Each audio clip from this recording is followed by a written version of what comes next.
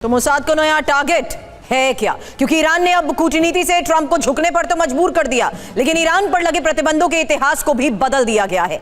अब nuclear programme पर फिर से संग्राम छिड़ने की आशंका है, जहां डोनाल्ड ट्रंप ने तो दावा कर दिया है कि न्यूक्लियर प्रोग्राम बंद करने पर ईरान सहमत हो गया है और ईरान लंबे समय तक न्यूक्लियर साइट्स का निरीक्षण कराने के लिए भी तैयार है।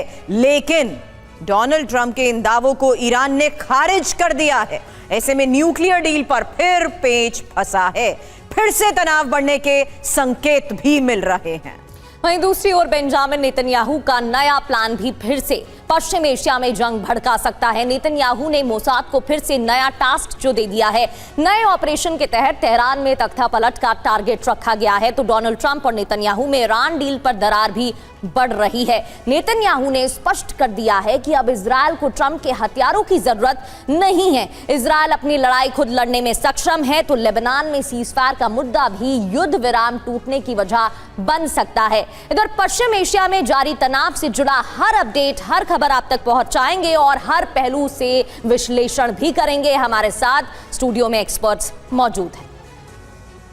तो फिलहाल आपको बता दें, इस वक्त defence expert major general Sanjay Soisar हमें स्टूडियो में ज्वाइन कर चुके हैं। साथ ही नेवल कैप्टन श्याम कुमार भी इस वक्त स्टूडियो में डिफेंस एक्सपर्ट हमें कर चुके हैं ज्वाइन, क्योंकि सबसे बड़ी खबर है CNN की उस रिपोर्ट में किया गया दावा, जहां ईरान में फिर से तख्ता पलट की तैयारी और मोसाद के नए प्रमुख ये तैयारी कर रहे हैं, जहां नेतन्याहू ने नए मोसाद चीफ को यह जिम्मेदारी दी है, यानी इजरायल का एक और प्लान और ईरान के खिलाफ प्लान में अब जंग और तख्ता पलट। दावा क्या किया जा रहा है? क्योंकि मोसाद को नया टारगेट दिया गया है। फिलहाल CNN की ये रिपोर्ट इसको लेकर क्या दावे कर रही है और इस दावे का मतलब क्या है, करेंगे एक्सपर्ट से सवाल। उससे पहले इंफॉर्मेशन, क्योंकि नेतन्याहू का ये नया प्लान है ईरान में तख्ता पलट।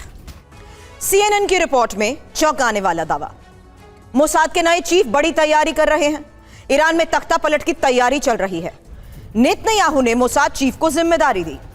रोमन गवर्नमेंट फिर नए विकल्प तलाश रहे हैं। हालांकि पहले हुआ क्या था, जल्द इसके बारे में भी जान लीजिए, क्योंकि गवर्नमेंट ने पहले भी दावा किया था युद्ध हुआ तो ईरानी सरकार गिर जाएगी और तख्ता पलट को लेकर दावा गलत निकला। हालांकि पूर्व मोसाद चीफ वर्निया ने ऐसे ही कहा था। सोशल मीडिया और कुर्द समूह पर भरोसा किया। लेकिन अब सवाल यह कि इस बार क्या, क्योंकि बेंजामिन ने कहा अगर अब जंग छिड़ी तो सरकार गिर जाएगी। नेतन्याहू ने पिछली बार ट्रंप को यही समझाकर जंग में उतारा भी था और माना जा रहा है कि ट्रंप को फिर जंग में उतारने की नेतन्याहू की तैयारी है। संजय सोईसर, इसी के साथ शुरुआत हुई थी एंड ऑफ फरवरी में इस ऑपरेशन की, इस जंग की, जहां चेंज ऑफ रिजीम सबसे बड़ी बात कही गई थी। वो मोटिव तो अचीव नहीं हो पाया, इसलिए पिछले 24 घंटे पहले डोनाल्ड ट्रंप के इस बयान ने भी वाकई चौंका दिया था, जब उन्होंने कहा यह तो हमारा मोटिव था ही नहीं। लेकिन अब देखिए, एक बार फिर से नेतन्याहू की यह तैयारी और मोसाद को मिले नए टारगेट के तहत क्या यह तैयारी एग्जीक्यूट हो सकती है? क्या मान लिया जाए कि नेतन्याहू कुछ ऐसा करे कि एक बार फिर से जंग हो और तख्ता पलट हो? बिल्कुल सुरभि जी, बहुत इंपॉर्टेंट प्रश्न है, क्योंकि देखा जाए तो आप सही कह रही है, जब तक वो रजीम चेंज नहीं होती, जब तक वहाँ की विचारधारा बदली नहीं होती, तब तक वहाँ पर debt to America, debt to Israel, यानी कि अमेरिका मुर्दाबाद, इजराइल मुर्दाबाद की भावना चलती रहेगी और इस तरह की भावनाएं चलती रहेंगी, जिसकी वजह से वहाँ पे एक कुछ ना कुछ वो प्रॉक्सीज को सपोर्ट करते रहेंगे, किस प्रकार से इजराइल के खिलाफ काम चलता रहे। देखा जाए तो यहाँ पे इसको मैं अगर एनालाइज करूँ कि क्या संभव है या नहीं है, रजीम चेंज के बारे में जो पहले वो कहीं ना कहीं इंटेलिजेंस फेलियर रहा, उनका असेसमेंट गलत रहा कि उनको लगा इंटरनल हड़ताल चल रही है, लोग खड़े हो जाएंगे। इस समय में अगर इजराइल अकेला करना चाहता है तो देखा जाए तो क्या ये संभव है या नहीं है।